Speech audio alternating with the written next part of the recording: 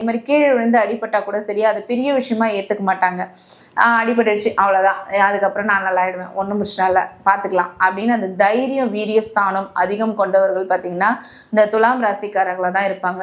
எதுக்கு எடுத்தாலுமே வந்து ஒரு ஒரு அவ்வளவும் வந்து ஒரு தைரியம் வந்து இவங்களுக்கு அதிகமாகவே இருக்கும். ஏன்னா இவங்களுடைய 3ஆம் வீட்டு அதிபதி யாருன்னு பார்த்தீங்கன்னா குரு பகவான்.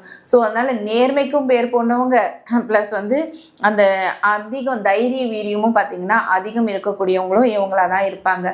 துலாம் ராசிக்காரர்கள் பார்த்தீங்கன்னா ஒரு விஷயம் ஹேண்டில் பண்ணுறாங்க அப்படின்னா அதில் வந்து எவ்வளோ நல்லது கெட்டது இருக்குது, அதில் எது தப்பு எது சரி அதுன்றத வந்து நல்ல எடை போட்டுட்டு தான் அதில் இறங்குவாங்க. அதாவது எடுத்தோம் கவுத்தோன்னு வந்து இறங்கிட்டு நாளைக்கு ஃபீல் பண்ணக்கூடாதுன்னு சொல்லிட்டு அதை வந்து ஃபஸ்ட்டு அலசி ஆராய்ஞ்சு தான் வந்து ஒரு ஒரு விஷயத்தையும் இவங்க ஹேண்டில் பண்ணக்கூடியவங்க துலாம் ராசிக்காரர்கள். அதே மாதிரி வேலையும் பார்த்தீங்கன்னா இவங்களுக்கு அந்த ரொம்ப நல்ல ஒரு வேலை கிடைக்கும். அதாவது எல்லாத்துலேயுமே வந்து ஒரு ஃபஸ்ட்டு